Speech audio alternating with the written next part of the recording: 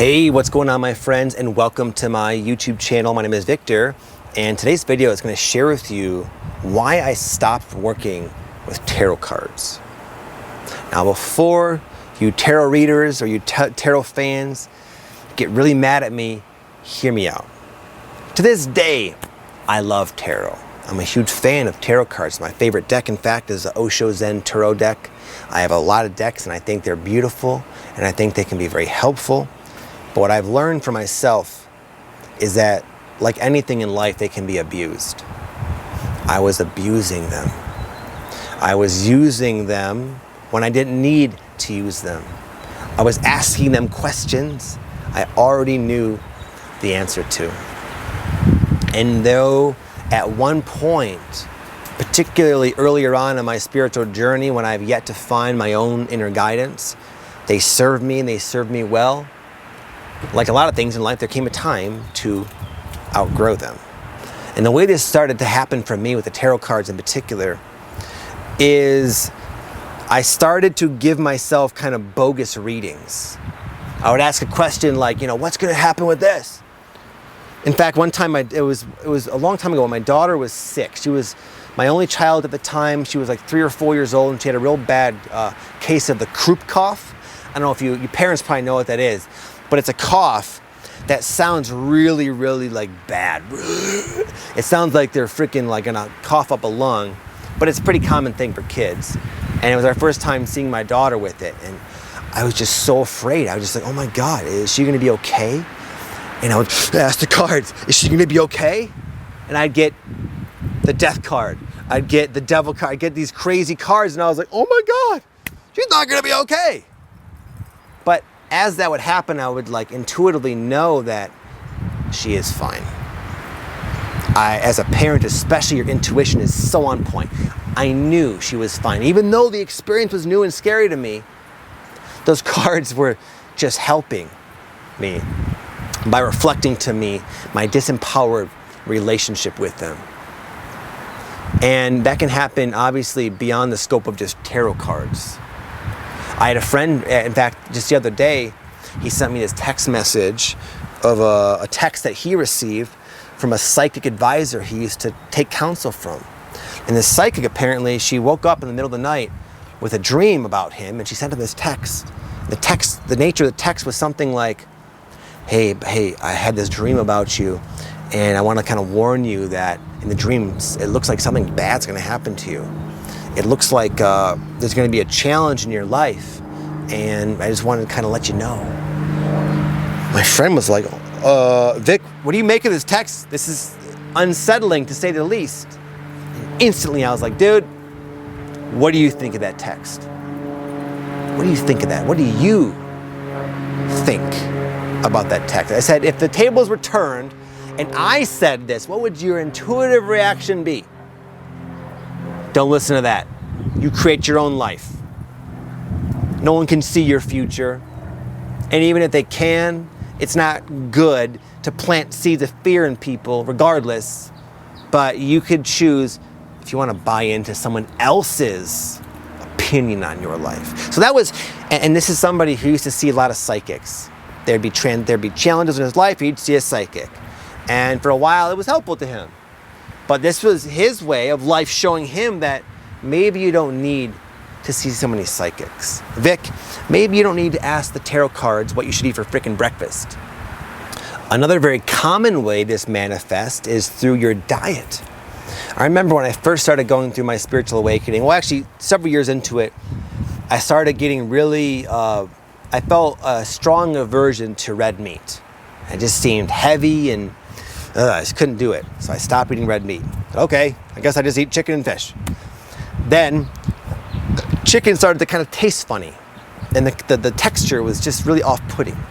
So I stopped eating that. I said, okay, well, good. I found it. I'm a pescatarian now. Great. Got it. And then me and my wife one time were eating these big lobster tails in South Florida. And I felt all this fear. I had this really powerful negative experience that turned me off from all seafood. I said, okay, well, it's getting limited, but I'm a vegetarian now. Cool. And then I realized, wow, dairy is not good for me. It makes me kind of sinusy and I feel worse when I eat the dairy. So, and eggs, and I slowly became a vegan. And I said, wow, this is pretty cool. I feel really clear. I feel very like high vibrational. But then certain vegan foods started to kind of mess with me. And I said, okay, well, I noticed raw foods made me feel great. And so I became a organic raw vegan. And even then, I found when I was a raw vegan, I was eating too many of like the fun raw vegan food, too many like those fatty desserts with all the nuts and stuff. And yeah, it was raw, yeah, it was vegan, but certain things make me feel better. So then I limited myself to like salads and fruit and juices. And then I was like, wow, what's next? No food?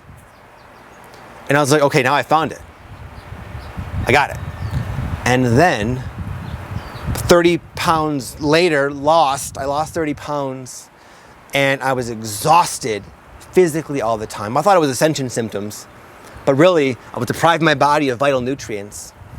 And I was supplementing. I did a lot of research on this. I've been a personal trainer and into nutrition my whole life, and I did the raw vegan diet as soundly and correctly as one could, but there came a point where not only did I feel horrible, my wife was going through this too, and she couldn't hold a pregnancy. We were trying to have kids. She had two, miscarriages in a row, and we also felt this like craving, this like primal craving to reintroduce, the heavier foods into our life. But I was resistant to it because I built this whole identity around the raw vegan Victor. And since then, my diet is I've allowed it to kind of flow. There are like seasons to everything. So anyway, I love tarot cards. Please don't hate me, you tarot readers. I think there's value in it. I'm just saying, I use it as an example to demonstrate my point that this spiritual journey is constantly causing us to grow and outgrow our formal self. We're never set. We never found the thing that's always going to be there in our life. Maybe, oftentimes, especially with a tool, there's a timing for it. In fact, I'll give another example with me, like cannabis. I used to smoke a ton of weed. And you know what? I smoked a lot of weed in high school. And I think it helped me. It woke me up to the fact that, man, there was more than meets the eye. And man, the authority, my teachers, the principals, with all their fearful information about something that just making me kind of happy and munchy and have a good time with my friends and think outside the box, it made me start to question my authority. It made me start to question my own concerns and fears. It broke me out. It gave me that healthy, rebellious, adolescent mind to start thinking for myself, and I thank it for that. And later in life, it became a career. I was a medical marijuana grower, and I loved it. I smoked a lot at night, a primo that I used to grow, and it was cool. It was good. It had a place in my life. But there came a point especially when I really started to dial in my life and my goals, I realized that this chronic cannabis use it's making it really hard to stay productive and motivated on new goals, new pursuits. I just knew, even though it was so helpful in so many ways, that it's time to let it go. But here's the thing. It's come back into my life. Letting go for now isn't forever. Life is dynamic.